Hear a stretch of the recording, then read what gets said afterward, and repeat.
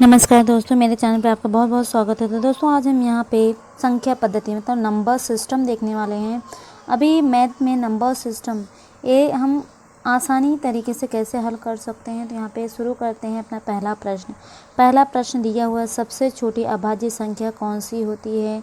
तो दोस्तों आपको पता है सबसे छोटी जो अभाज्य संख्या होती है क्या होती है, 2 होती है। जो अभाज्य संख्या होगी वो सबसे छोटी अभाज्य संख्या क्या होगी, 2 होगी। और हम देख लेते हैं इसी प्रकार क्वेश्चन नंबर 2 देखते हैं, 70 से छोटी अभाज्य संख्याएं कितनी हैं। तो 70 से छोटी अभाज्य संख्या दोस्तों देखेंगे, अभी 70 से छोटी अभाज्य संख्या मतलब हमें 1 से शुरू करना पड़ेगा।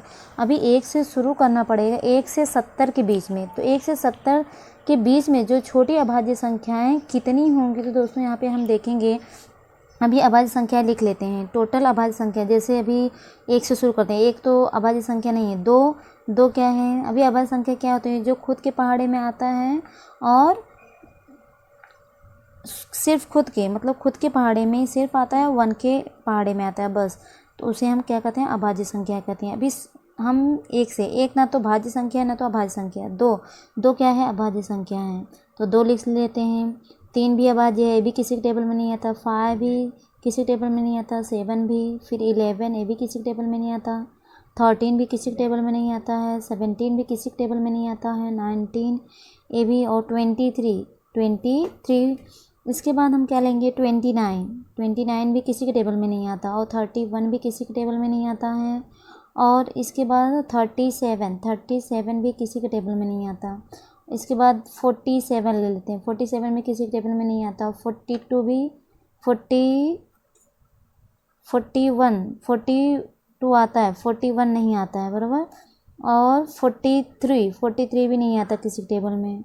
और 47 भी किसी टेबल में नहीं आता है। और इसके बाद ले 53 भी किसी टेबल में नहीं आता। 59 ये भी किसी टेबल में नहीं आता।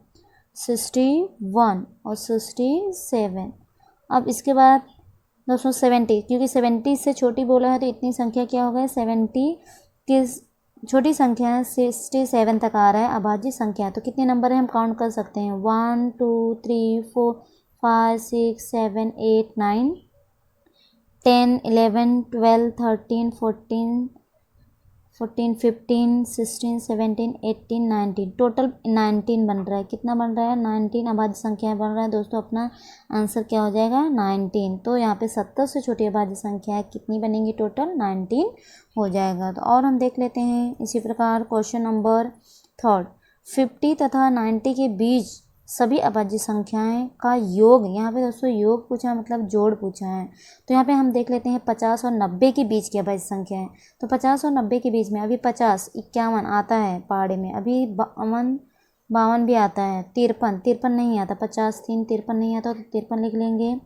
प्लस 53, फिर यहाँ पे 59 भी नहीं आता है किसी टेबल में। इसके बाद 61 भी किसी टेबल में नहीं आता है।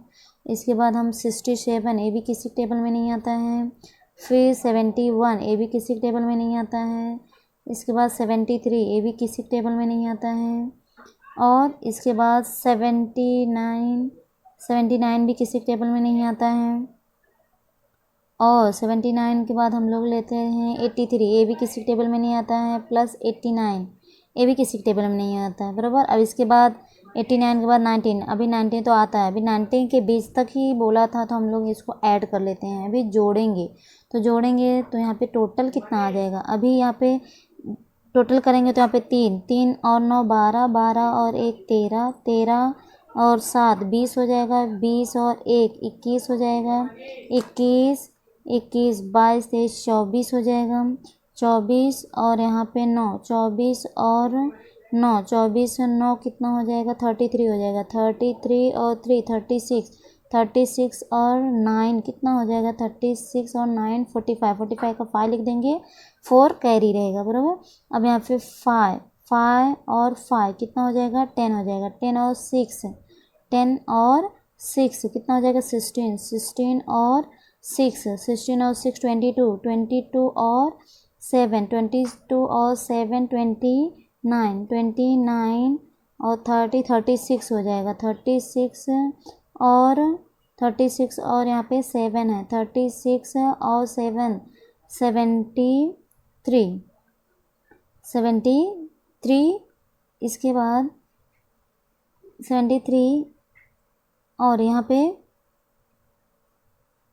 8 ले लेंगे, फिर 8 मतलब 16 ऐड कर लेंगे, 63 हो जाएगा टोटल। कितना आ गया है? 635। तो टोटल अपना क्या हो जाएगा यहाँ पे 50 और 90 के बीच की सभी अभाज्य संख्या है 635 हो जाएगा। तो आंसर क्या हो जाएगा? 635 आ गया। तो दोस्तों नेक्स्ट हम क्वेश्चन देख लेते हैं। क्वेश्चन नंबर 4, 110 और 120 के बीच की अभाज्य संख्या। 110 और 120, अभी 110 के बाद क्या आता है? 111 आता है, 111 आता है, कटता है, पहाड़े में आता है। 112 ये भी आता है। 113, तो 113 दोस्तों ये अभाज्य संख्या है। क्या है? अभाज्य संख्या है। अभी 113, 114 ये भी कटता है, ये अभाज्य संख्या नहीं है। 115, 120, अभी 120 तक जो संख्या आएगा 110 से 120 की संख्या में सिर्फ यहाँ पर आएगा 113। तो 113 क्या होगा? 113 अभाज्य संख्या होगा। तो बोला है कि 110 और 120 के बीच की सभी अभाज्य संख्या कितनी हो जाएंगी? सिर्फ एक आ रहा है, एक आ रहा है, सिर्फ हम क्या लिखेंगे यहाँ पे? अपना आंसर क्या हो जाएगा? एक हो जाएगा, क्योंकि एक ही अभाज्य संख्या आ रहा है, वो भी 113 आ रहा है, बराबर। और नेक्स्ट हम देख लेते हैं दोस्तों क्वेश्चन नंबर 5, भाग की एक क्रिया में भागफल कितना दिया है? 403, भाजक कितना? 100 तथा शेषफल कितना? 58 दिया है। तो भाज्य कितना होगा? ये रेलवे परीक्षा 2010 में पूछा गया है। तो दोस्तों हम इसको कैसे करेंगे? इसको हम पहले सूत्र लगा के कर लेते हैं। इसको अभी हमें पता है कि भाज्य बरोबर क्या होता है, अभी भाज्य ज्ञात करना है हमें। तो भाज्य बरोबर क्या हम लिख सकते हैं यहाँ? भाजक, भाज्य बरोबर क्या होता है? भाजक गुणे भागफल, भागफल और प्लस शेषफल हो जाता है। क्या होता है? शेषफल होता है। तो हम लोग यहाँ पे अभी क्या क्या दिया है? भाजक, भाजक कितना दिया हुआ है? भाजक यहाँ पे 100 दिया, तो हम लोग यहाँ पे 100 लिख देंगे। गुणे भागफल, भागफल कितना? 403 दिया है, तो यहाँ पे 403 लिख देंगे, बराबर। अब यहाँ पे प्लस शेषफल कितना दिया है? 58 दिया है, तो 58 लिख देंगे। इसके बाद क्या करेंगे दोस्तों? इसके बाद हम इसको गुणा करेंगे। गुणा करेंगे 100 में 403 का अगर गुणा करेंगे तो कितना आ जाएगा? 40,300 आएगा, 40,300। 40,300 में 58 जोड़ देंगे। क्या जोड़ेंगे? 58। अभी 58 जब जोड़ेंगे तो टोटल कितना हो जाएगा? 40,358 हो जाएगा, बराबर। अब 40,358 आ गया, तो मतलब यहाँ पर भाजक यहाँ भाज्य पूछा था, भाज्य आ गया कितना? 40,358। डी वाला अपना राइट आंसर हो जाएगा। तो दोस्तों ऐसे ही कोई भी क्वेश्चन पूछेगा तो हम इसको एग्जाम में, किसी भी कॉम्पिटिटिव एग्जाम में कर सकते हैं। और हम देख लेते हैं क्वेश्चन नंबर नेक्स्ट।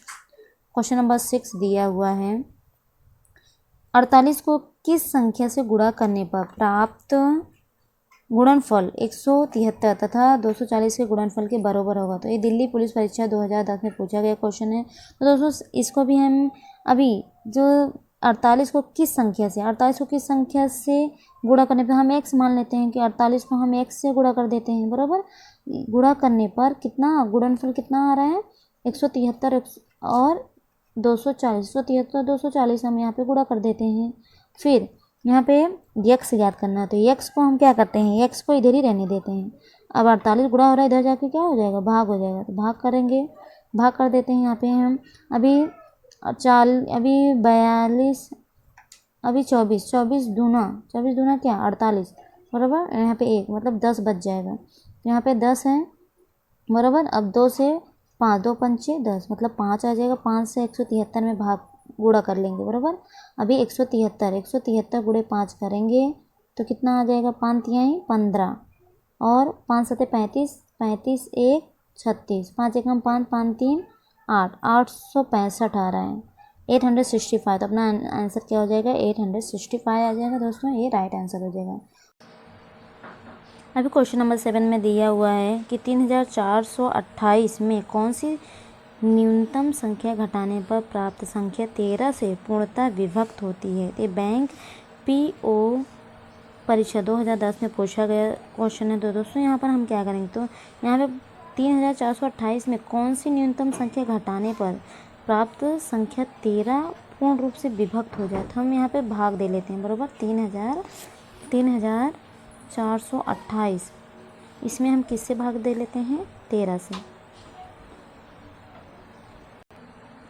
तो यहाँ पे 13 से हम भाग देंगे तो पता चल जाएगा कितना हमें घटाना पड़ेगा। तो 13 दूनी 26, 13 दूनी 26 घटाएंगे, यहाँ पे माइनस कर देंगे। तो माइनस करेंगे तो यहाँ पे कितना बच जाएगा 8 और 2।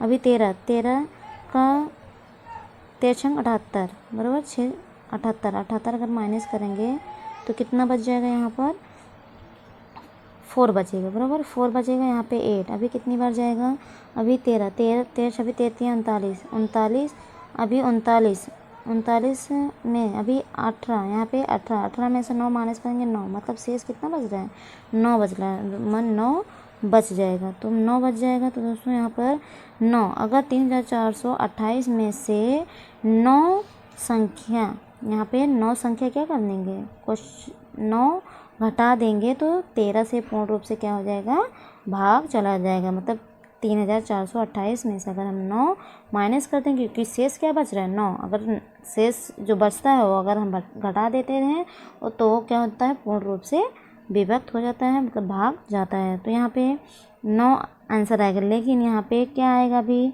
इनमें से कोई नहीं, तो 8 4 22 इसमें से कोई नहीं होगा। तो इसमें से अपना सही आंसर क्या हो जाएगा, इनमें से कोई नहीं, बराबर। नेक्स्ट हम देख लेते हैं क्वेश्चन नंबर 8। किसी संख्या को 136 से भाग देने पर शेषफल 36 प्राप्त होता है, उसी संख्या को यदि 17 से भाग दें तो शेषफल क्या होगा। यह एसएससी परीक्षा 2010 में पूछा गया क्वेश्चन है दोस्तों। तो इसको हम कैसे करेंगे, अभी यहाँ पे बोला है कि 136 से भाग देने पर भागफल कितना, तो भागफल हम लोग यहाँ पे के ले लेते हैं, बराबर के ले लेंगे। तो यहाँ पे 136, क्योंकि आपको पता है कि भाज्य बराबर भाजक गुणे भागफल होता है। तो भाजक 136 है, भागफल हम यहाँ पे के ले लेते हैं, नहीं तो एक्स ले सकते हैं, के भी ले सकते हैं, बराबर। और प्लस यहाँ पे 36 क्या होता है, शेषफल, बराबर।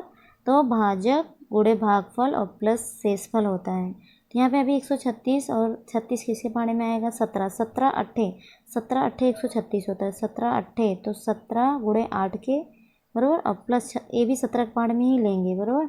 तो 17 अभी 17 दूनी 34, 17 दूनी 34 दो बार जा रहा है, बच कितना रहा है 2, 17 दूनी 34, अभी शेषफल 2 बच रहा है तो 2 यहाँ पे हम लोग लिख देंगे, बराबर। तो यहाँ पे 2 शेषफल बच रहा है, 2 लिख दें। अभी 17 देखेंगे, दोनों में कॉमन है, यहाँ पे हम गुणनखंड कर रहे हैं, बराबर। 17 दोनों में है, 17 हम बाहर ले लेंगे, तो जब 17 बाहर ले लिए तो बचा क्या, 8 के बच जाएगा, तो 8 के लिख देंगे। और यहाँ पर 8 के और यहाँ पे जो 2 बचा है तो 2 लिख देंगे, बराबर। और यहाँ पे प्लस 2 है, 2 लिख देंगे। तो यहाँ पे शेषफल, अभी शेषफल कितना, क्योंकि शेषफल पूछा है तो शेषफल यहाँ पे दोस्तों कितना बच जाएगा, 2 बच जाएगा, इसलिए अपना सही आंसर क्या हो जाएगा, 2 हो जाएगा। तो शेषफल कितना आ गया, 2 आ गया। और हम देख लेते हैं नेक्स्ट क्वेश्चन नंबर 9।